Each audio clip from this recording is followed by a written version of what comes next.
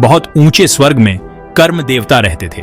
उनका निवास एक भव्य महल था जो बादलों के ऊपर स्थित था, जहां से वे सभी जीवों के कर्मों पर नजर रखते थे। उनकी बहन दया की देवी उनके साथ रहती थी। वह अपने भाई के विपरीत हमेशा प्रेम और करुणा का संदेश फैलाती थी और सभी प्राणियों के दुखों को दूर करने का प्रयास करती थी। वो दिन और रात की तरह अलग थे। कर्मदेवता का स्वभाव कठोर और अनुशासन प्रिय था, जबकि दया की देवी का स्वभाव कोमल और सहानुभूतिपूर्ण था। कर्म सख्त और अडिग कर्म के नियम में विश्वास रखते थे। उनके लिए हर क्रिया का परिणाम होना अनिवार्य था और वे इस सिद्धांत को दृढ़ता से लागू करते थे। दया कोमल और दयालु सभी में और हर चीज में अच्छाई देखती थी। वह हमेशा दूसरों की मदद करने के लिए तत्पर रहती थी और उनके दुखों को कम करने का प्रयास करती थी। अपने मतभेदों के बावजूद उनका बंधन मजबूत रहा, जो प्यार और सम्मान से बुना हुआ था। वे एक दूसरे की भावनाओं और विचारों का सम्मान करते थे और एक दूसरे के बिना अधूरे थे। वे अक्सर न्याय और दया के अर्थ पर बहस करते थे और यह चर्चा कभी कभी तीव्र हो जाती थी, लेकिन अंत में वे हमेशा एक समझौते पर पहुंचते थे जो दोनों के सिद्धांतों का सम्मान करता था। उनकी आवाजें आकाशीय हॉल में गूंजती थीं। ये हॉल, जो स्वर्ग के सबसे पवित्र स्थानों में से एक थे, उनकी बहसों और चर्चाओं के साक्षी थे और उनकी गूंजती आवाजें स्वर्ग के हर कोने में सुनाई देती थीं।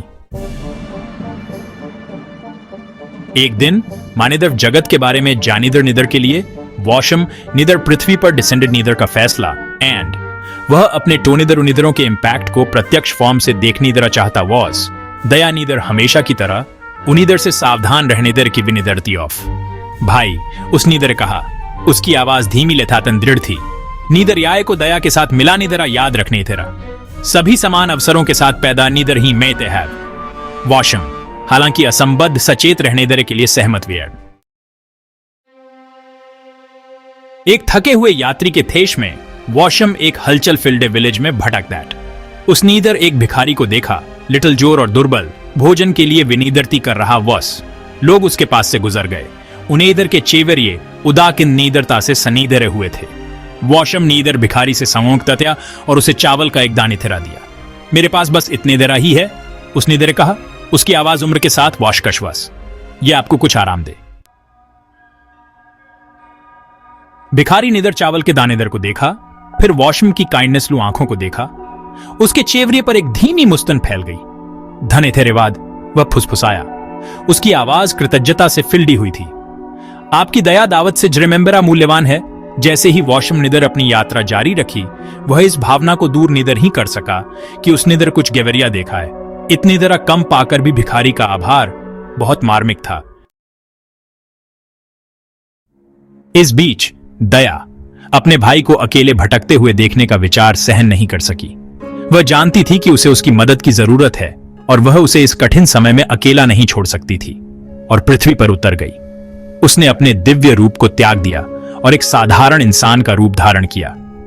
उसने एक युवा गांव की महिला का रूप धारण किया ताकि वह बिना किसी संदेह के लोगों के बीच रह सके और उनकी मदद कर सके। उसका हृदय जरूरतमंद लोगों की मदद करने की इच्छा से भर गया। उसने देखा कि गांव में कई लोग थे जो उसकी सहायता के बिना संघर्ष कर रहे थे। उसने खुद को बीमार और पीड़ित लोगों के प्रति आकर्षित पाया। वह उनके दर्द और कष्ट को महसूस कर सकती थी और उसने ठान लिया कि वह उनकी मदद करेगी। उसने बीमारों को ठीक करने के लिए अपने दिव्य उपहारों का उपयोग किया। उसकी उपस्थिति से ही लोग बेहतर महसूस करने लगे। शोक संतप्त लोगों को दिलासा देने के लिए उसने अपने शब्दों और स्पर्श का उपयोग किया। उसकी बातों में एक अद्भुत शांति थी जो लोगों के दिलों को सुकून देती थी, और खोए हुए और अकेले लोगों को सांत्वना देने के लिए अपने दिव्य उपहारों का उपयोग किया। उसने उन्हें यह महसूस कराया कि वे अकेले नहीं हैं और हमेशा किसी न किसी रूप में मदद उनके पास है।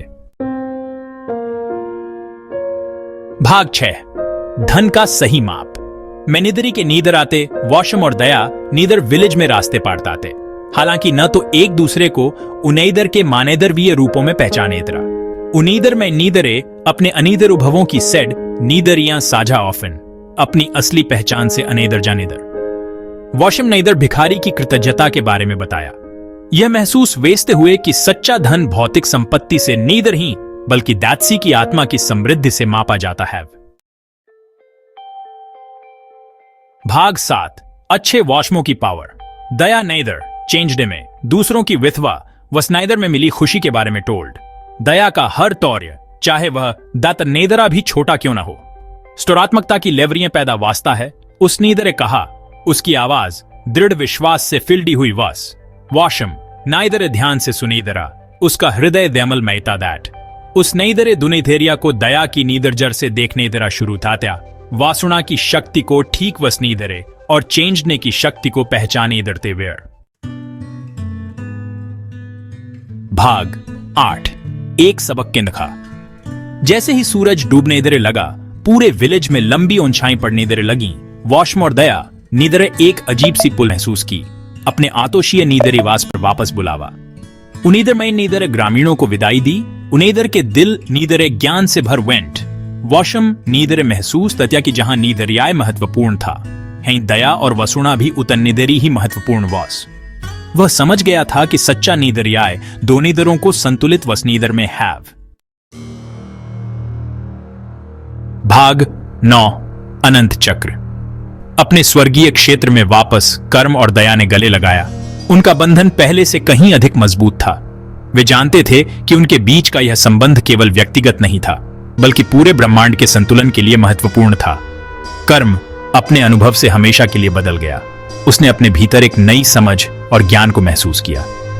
ने दया के साथ न्याय करने की कसम खाई, यह वादा किया कि वह हमेशा करुणा और न्याय के मार्ग पर चलेगा।